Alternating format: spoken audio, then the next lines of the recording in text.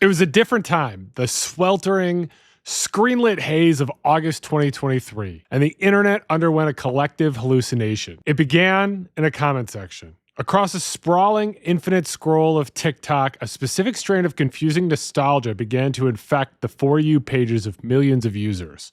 It appeared under thirst traps, videos where creators, usually attractive young people, posted glamour shots or lip syncs for validation.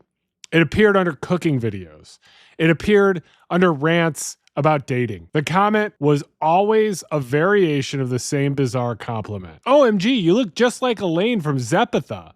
Or, this is giving me major Maxine vibes from the forest scene in Zepotha. The response was an immediate Google search. What was Zepotha? Was it a cult classic they had missed? A hidden gem from the golden age of slasher cinema? The search results were puzzling.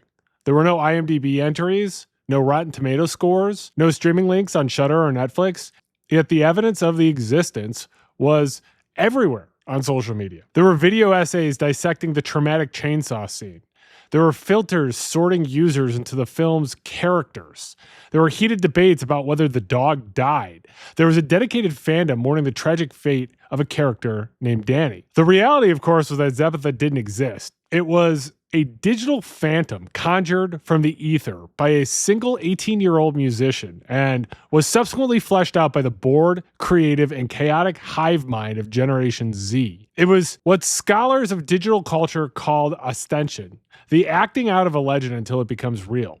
But unlike the organic urban legends of the past, Zepotha was something new, a weaponized meme, a outsourced fiction designed with a specific commercial payload, and a flashpoint for a broader conversation about the authenticity of art in the age of the algorithms. This is the story of the Zepotha Hoax. Let's get spooky. Hey, spooky people. It's your best friend, Kenny, and we are back with another spooky, disturbing story. Before we get to today's story, make sure that you subscribe to this channel and like this video and leave a comment. Thanks. Unlike most internet trends where the source is often lost somewhere in the digital void, the birth of Zepotha can be traced to a specific timestamp and a specific creator. On August 12th, 2023, Emily Jeffri, an independent artist from the UK, posted a video to her TikTok account. Jeffri wasn't a massive influencer at the time, but she possessed a keen understanding of the platform's mechanics.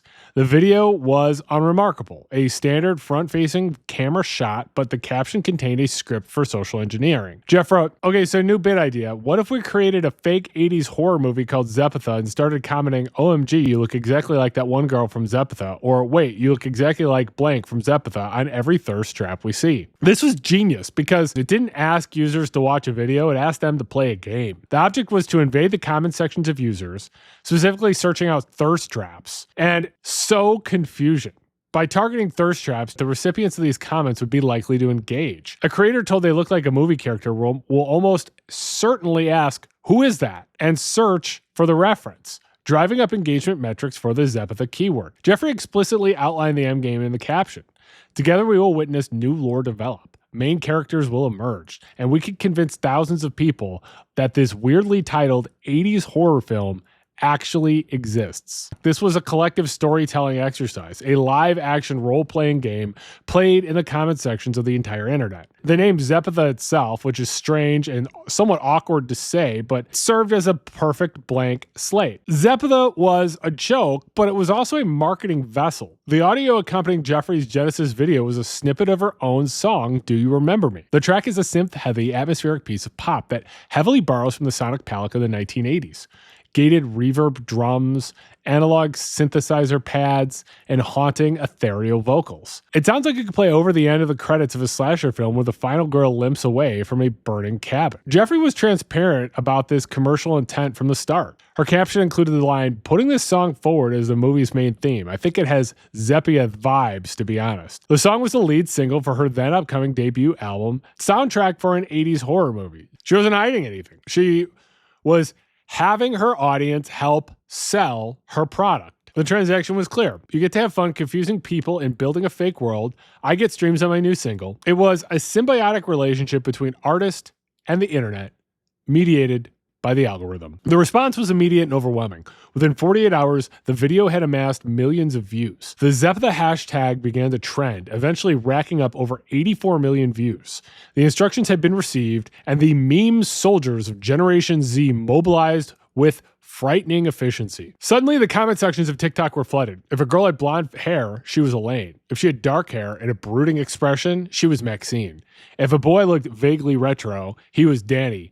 The speed at which the community consolidated around these names suggested that there was this rapid creation of a consensus reality. What sets Zepotha apart from the standard internet hoax is the speed of the lore being developed. In the absence of a script, a director, or footage, the TikTok community wrote the movie in real time. The process was crowdsourced world building, and it relied on the collective knowledge of 80s horror tropes. Everybody knows what an 80s slasher feels like, so everybody knew what Zepotha contained without ever seeing it. The cast of Zepotha crystallized almost instantaneously. The names chosen by the hive mind were intentionally generic, evoking a specific era of American cinema. They felt like names plucked from a 1987 high school yearbook or a parenting guide from the Reagan era. There was Elaine, the final girl, blonde, innocent, girl next door, compared to creators with soft features. She survives, but with significant trauma, often the psychic center of the film. There was Maxine, the edgy best friend, dark hair, alternative style, bold makeup, a fan favorite. I'm Such a Maxine became a badge of honor. She was theorized to be a secret villain or a tragic hero. There was Danny, the male lead, and heartthrob with shaggy hair and denim jackets. He was the object of affection, frequently mentioned in thirst trap comments. And of course, Cole, the bad boy, leather jackets and brooding, often pitted against Danny in wars, sometimes the red herring for the killer. And of course, the killer was an unseen force and masked. To lend the hoax credibility, users didn't just drop names, they referenced specific visceral moments. The forest scene was the most cited element of the lore. Videos surfaced of users staring blankly at the camera with captions like, "Me watching the forest scene in Zepotha for the first time," or "The forest scene ruined my childhood." The lack of context made it more terrifying. The forest scene could be anything the reader imagined, making it infinitely adaptable to different users' fears. And then there was a chainsaw scene, which is a staple of the genre, which referenced Texas Chainsaw Massacre or Evil Dead. The scene was mentioned as a moment of high gore and high tension. They talked about the garden scene, which was cited in relation to the character Rita, implying a tragic or gruesome demise amidst the flowers, and a roller coaster situation, perhaps the most specific and bizarre piece of lore. Users referenced a situation on a roller coaster that caused major beef between side characters. This detail was oddly specific and gave the universe a texture of reality. It felt like the kind of subplot a real movie would have. The consensus was that Zepotha was released in 1987. It was an independent horror film, likely a cult classic that didn't do well at the box office, but found a second life on VHS. The backstory explained why it wasn't available on streaming. It was rare, out of print, or only available on bootleg tapes and websites. The TikToks created by the fans were steeped in neon purples and pinks and heavy film grade, VHS tracking errors, and synthwave aesthetics. Creators would take clips from actual 80s movies like Heathers, A Nightmare on Elm Street, or The Lost Boys, apply heavy filters, and slap a Zepotha title card over them. These edits looked like real movie trailers to a casual observer. The hoax quickly spilled out of TikTok and onto platforms that archive internet fandom. Fanfiction writers began populating the Zepotha tag with stories. These fics often carried heavy content warnings, graphic violence, major character death, which further legitimized the film's reputation as a grueling horror experience. The website doesthedogdie.com, which is a website that you can check to see if the dog dies in the movie you're about to watch, had users debating whether the dog in Zepotha survived, engaging in a serious discussion about a fictional animal in a fictional movie. One user created a counterfeit eBay listing for a rare Zepotha VHS tape, pricing it as a collector's item. The physical proof was used in arguments to silence skeptics. The Zepotha phenomenon could not have happened on any other platform in quite the same way. TikTok's unique architecture, the algorithmic For You page with its comment sorting and its remix culture, provided the perfect petri dish for this viral trend. On TikTok, users are served content from creators they don't follow. When a user stumbles upon a video with thousands of comments discussing Zepotha, they lack the context of the original joke. They see the consensus reality formed by strangers. This creates a potent fear of missing out. The thirst trap strategy was effective because it weaponized vanity. When a creator is told they look like a movie character, they feel complimented. To accept the compliment, they must accept that the movie exists. By liking the comment or replying, "Who is Elaine?" they boost the algorithm's prioritization of the video, spreading the virus further. Within days, effect creators on TikTok had developed a "Which Zepotha character are you?" filter. This was a major stage in this meme's lifestyle. The filter gamified the hoax. Users didn't need to be clever or know the lore to participate.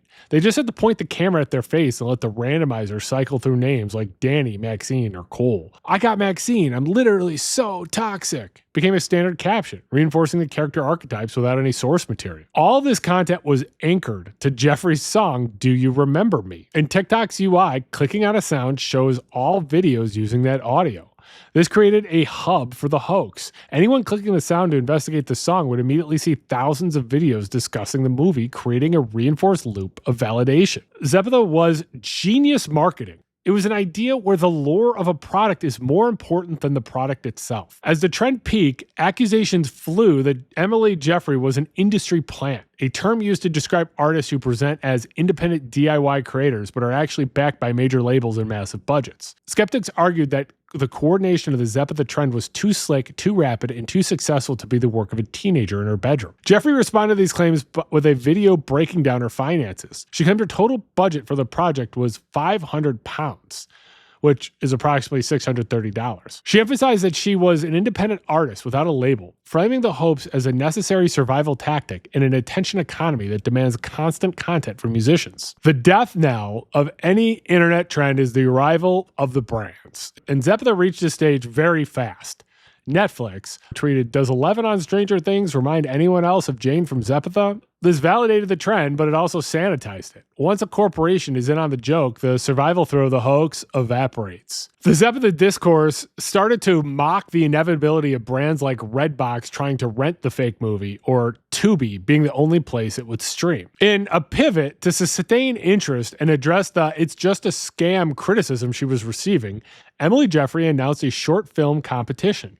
She announced to her followers to bring Zepotha to life, offering £500 to the best entry, which would become official canon in the Zepotha universe. This transformed the meme from an activity of commenting to an active creative endeavor. It also validated the entire hoax. Zepotha wasn't a lie, it was just a movie that hadn't been made yet. The contest culminated in the selection of a short film produced by Sadab Entertainment titled Zepotha 1987. The short film follows characters Maxine and Elaine as they grapple with the resurfacing of the Zepotha killer in 1987. The film solidified the character roster: Maxine, Elaine, Danny, Jasmine, Cole, Lydia, and Rita. It brought the vague forest scenes and chainsaw moments to life. By crowning a winner, Jeffri effectively released the movie. It had become a real thing. It's impossible to separate the hoax from the album it was designed to sell.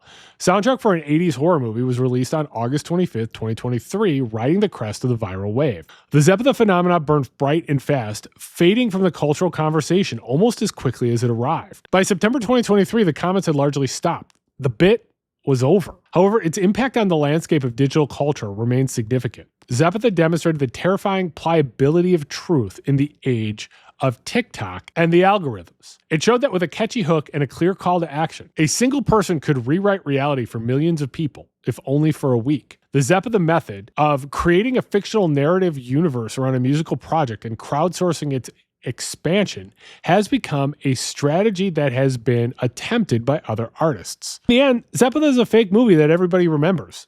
It is a real short film that was reverse engineered from a lie. It's a marketing case study, and it's a testament to the fact that on the internet, if enough people agree on a lie, it becomes the truth. As Jeffri sang in the track that started it all, "Do You Remember Me?" Thanks to this collective hallucination in August 2023, the internet always will. Make sure you're subscribed to this channel, The Spooky Lawyer. Make sure that you like, share, and comment on this video. Follow me on TikTok, Blue Sky, and Twitter. My username is The Spooky Lawyer. If there is a spooky or disturbing story you'd like me to cover, leave a comment in the comment section and tell me about it, or send me an email. My email address is thespookylawyer@gmail.com. If you'd like to support the channel, there is a link in the description of this video to buy me a coffee so you could buy me a coffee, or you could become a member of this channel. For the $1.99 tier, you get access to exclusive content, including exclusive videos, as well as access to my videos before they go public. I appreciate you considering this. You also support me by clicking like, sharing, and continuing to watch my videos. And I do appreciate you watching my videos. And please stay spooky.